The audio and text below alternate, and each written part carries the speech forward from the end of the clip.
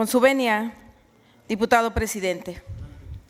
Buenas tardes, compañeras diputadas y diputados, medios de comunicación que nos acompañan de las diferentes plataformas digitales, medios impresos, público en general. El histórico salario mínimo en México se remonta al año de 1934, cuando se estableció por primera vez como una medida para proteger los derechos laborales de los trabajadores y garantizar una remuneración justa por su labor. En aquel entonces el salario mínimo se fijó en 1.50 pesos diarios.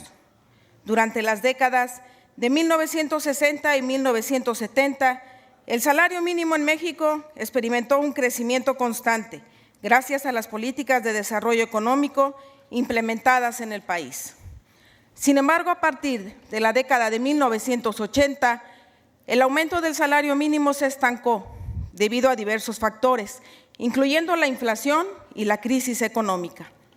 Según los registros oficiales, en 1988 el salario mínimo era de 141.70 pesos diarios.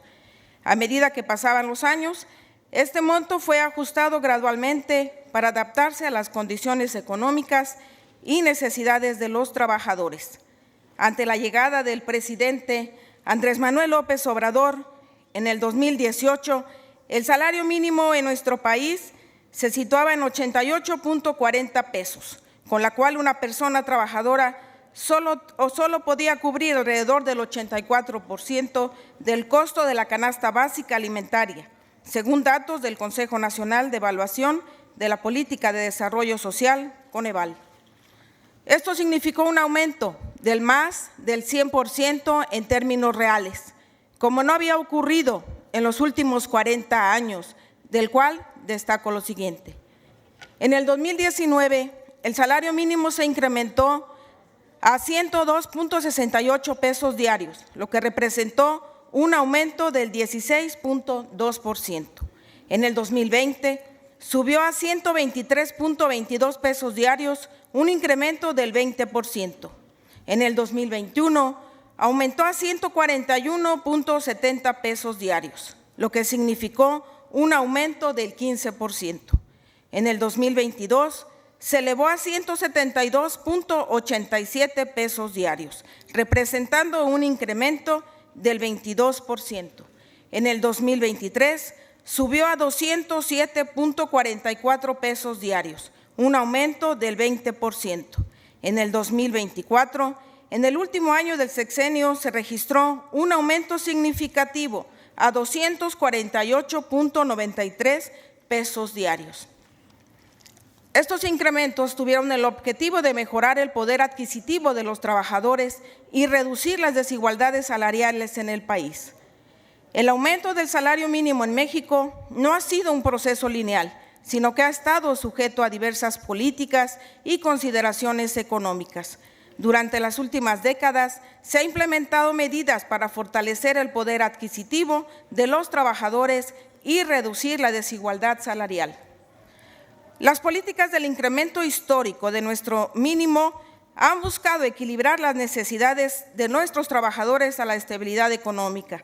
Esto implica tomar en cuenta factores como la inflación, el crecimiento económico y la competitividad empresarial para evitar impactos negativos en la economía y el empleo.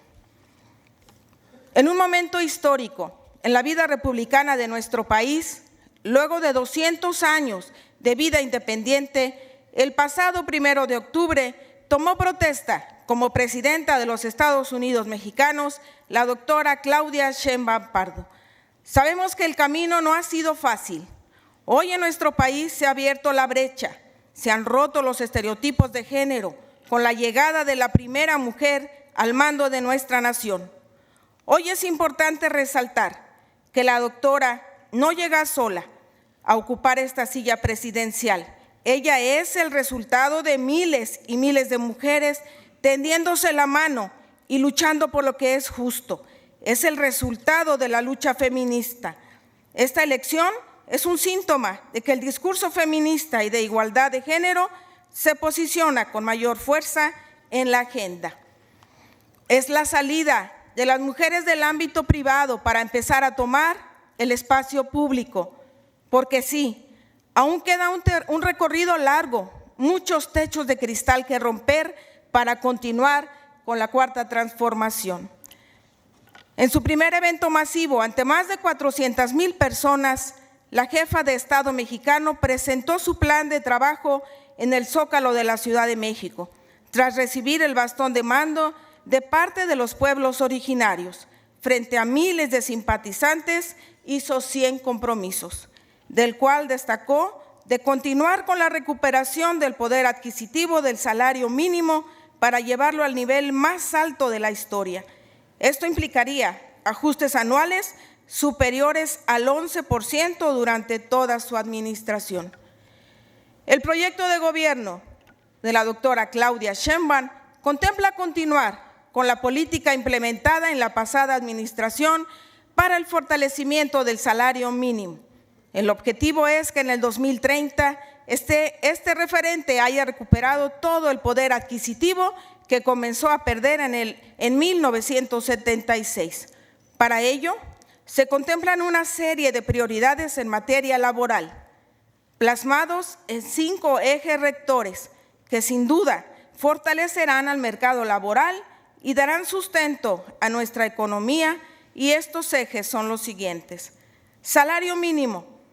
Se busca llevar este referente a un nivel equivalente, al menos 2.5 la línea de pobreza por ingresos que mide el Coneval.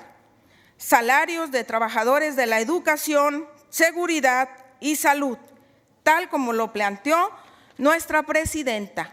Contempla los ajustes para que maestros, policías, enfermeras y doctores ganen como mínimo 16,152 pesos mensuales, que es el salario promedio que perciben las personas inscritas en el IMSS. Programa de aprendices.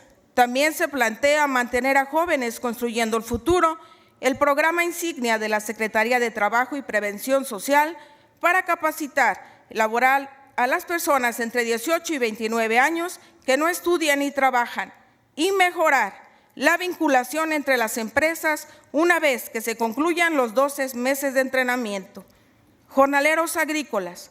El proyecto contempla avanzar en el acceso a la seguridad social para las personas que se dedican al trabajo del campo y la certificación de empleo digno para las empresas que lo emplean.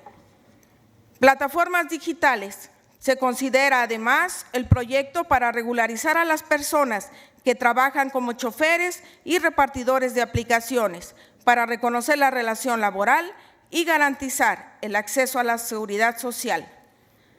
Además de que se plantea reducir la semana laboral de 40 horas, que se impulsará hacia el 2030.